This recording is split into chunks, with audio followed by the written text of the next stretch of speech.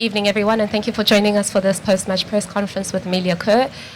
Please ensure you've got a microphone in your hand before you ask a question. Who'd like to go first?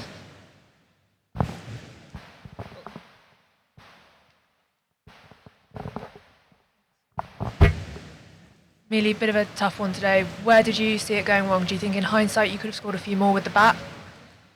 Yeah, I thought the wicket was a touch slower than the other day, and with the nature of their bowling attack as well, it was difficult at times. I thought 150 was enough, but would always take more, and we were in a position maybe to get 10, 20 more. At one batter like myself or Sophie kick on, but I thought 150 was going to be enough as well. A few catches went down again today. What can you put that down to? I assume like practice and match is a completely different world, but carrying on from last week as well. Yeah, it's disappointing. I think the West Indies game and today's game, if we take our chances, we probably win both games by about 50 runs, and so I don't think there's much of an issue with our batting group, and even our bowling group. We're creating chances, and no one means to drop them, but we've dropped a lot, and there's a lot of people like myself that can put their hand up and say that. So it's disappointing because people say catches win matches, and we've been on the wrong side of that in the last two games. Is there anything specifically with the backdrop, with the ball getting lost? I mean, the seats are white in this ground, and the lights as well, and the grey cloud today. Is there anything in that as opposed to the catches going down at all?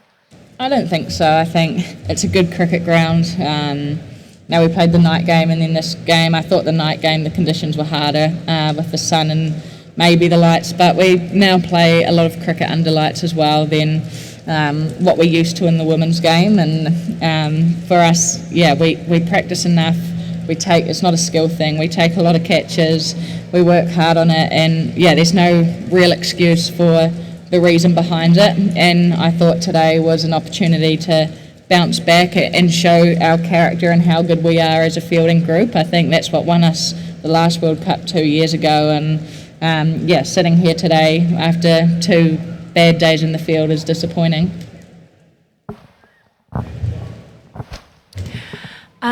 So 2 losses means every match is even more crucial now. Does that add extra pressure? How do you sort of go into the rest of the tournament?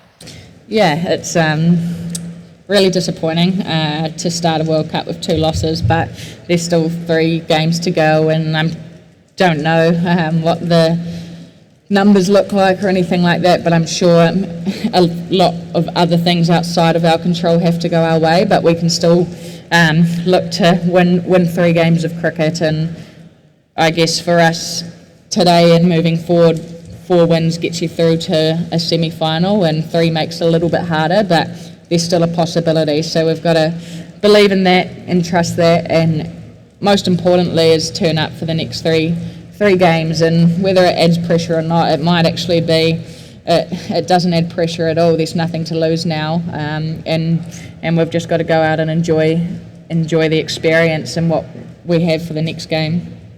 Got a bit of ice on the leg there, and you obviously stayed out there, but how's that looking, and can you just talk us through what's actually happened, if you know yet? Yeah, nothing bad, just got hit, so just a bruise that hit a nerve, so it's just gone down to my ankle, but nothing too bad. Yeah, it's probably not the best time to ask you this question, but how are you enjoying the captaincy, and what are you learning?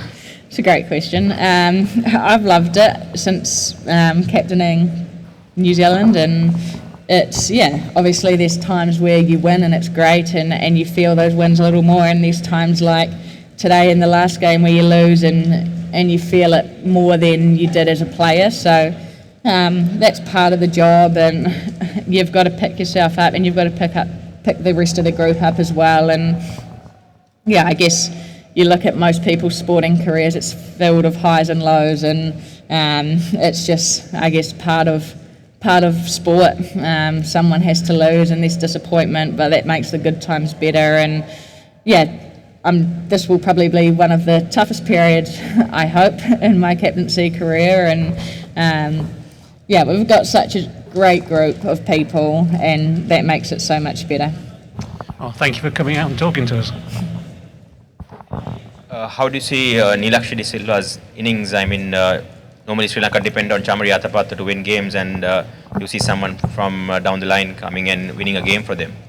Yeah, she played really well, and in the 50 over World Cup last year, she actually got runs against us as well. Got a 50 and scored quickly, and we scouted her and know she's a good player. I think she's a good player of spin and pace, and she hits all around the ground, and she batted beautifully.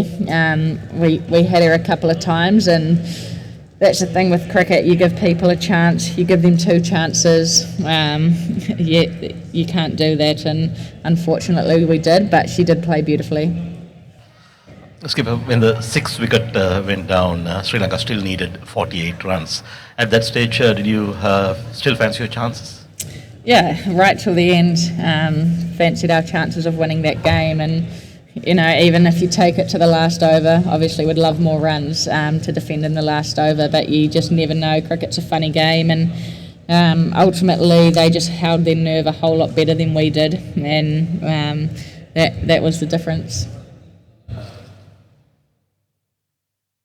Thank you.